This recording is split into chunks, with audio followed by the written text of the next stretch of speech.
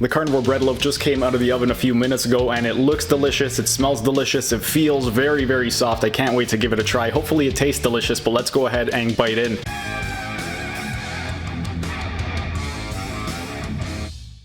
Hey everyone, thanks for tuning in and welcome back to another episode of Carnivore Kitchen. Steven here with Team Euphoric, and today I'm going to be showing you how to make this bread loaf. And the reason I'm bringing back Carnivore Kitchen is because I decided recently that I plan on competing at the IDFA Natural Bodybuilding Show in Vaughan, which is where I live. And I want to make my prep a little bit easier because I've never competed in a show before, so I don't want to kill myself over the course of the next 8 weeks. I want to try and eat delicious food, so I'm going to be experimenting with a bunch of different recipes, starting with this one right over here. And with regard to the equipment, you are going to need either a stand mixer or an electric hand blender. I recently invested in the KitchenAid stand mixer and it was a great investment, made it really easy, but we're going to go ahead and get started with what exactly you need to do. The first thing is you want to turn the stand mixer on a low setting, and you want to add 500 grams of egg whites. Then to the egg whites, you want to add 2 teaspoons of cream of tartar, 1 teaspoon of baking powder, 2 teaspoons of Himalayan salt, and then once all of that has been put in, you want to put it on the highest setting possible, and you're going to whisk it for 5 minutes. After 5 minutes, the peaks should be pretty stiff for the egg whites.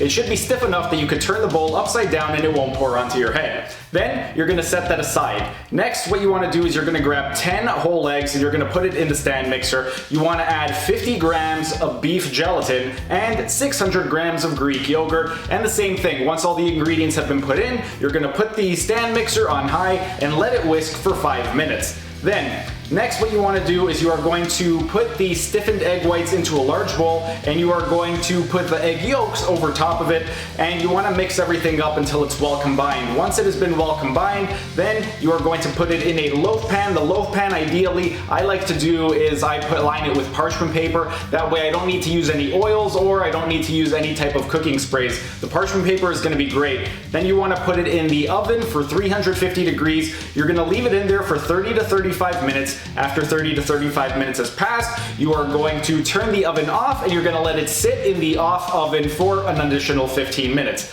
Then it's going to be complete, and ideally you can put it on a cooling rack when you put it in the fridge to cool down. So we're just going to get right into the good, the bad, and the ugly. The good is that it tastes absolutely amazing. It is also very, very soft. You can see when I press into it, very, very soft, very reminiscent of regular bread. Now, the bad, I personally enjoy the taste, but some people have told me that it is a little bit salty. So one of the modifications that I think I can make the next time I make this is adding a little bit less salt. And also, it did collapse a little bit from when I took it first out of the oven. So I think a couple other things that I can do is 1, add a little bit more baking powder, and then 2, add a little bit of xanthan gum to get it to rise. I thought that the beef gelatin would be enough to make it rise quite a bit by putting it into the yolks, and it did do a pretty good job of thickening up the yolks, but I think adding just a little bit of xanthan gum will make a big difference. And then in terms of the ugly, well, the ugly is I originally tried to make this as a burger bun using my baking cans, and this is what ended up happening. So if you do end up trying to make this recipe, it's not really going to be great if you end up making something like burger buns if you're going to be using the baking can, because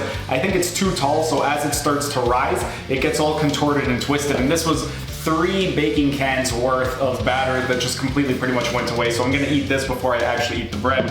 And then one more thing with regard to the ugly is when you do cut it, you are going to want to use a blade with a nice straight edge. You're not gonna want to use a typical bread cutting blade, because if you end up using one of these, it's too jaggedy, and because of the texture, it's very, very soft, it's gonna tear it apart. So you don't want to use this type of knife, you want to use this one right over here, but I can't wait to eat it, and you guys should definitely give this a try. Thanks for hanging around until the end of the video. If you enjoyed the video, be sure to like the video and comment down in the comment section, as it would really help out with the algorithm. And also share this video so we can help get this information out to as many people as possible. And also subscribe to the channel by clicking on the icon in the bottom right hand corner and hit the notification bell so you don't miss out on any of the videos. For those of you interested in health optimization, you can check out the video in the top right corner where I discuss the 6 foundation principles.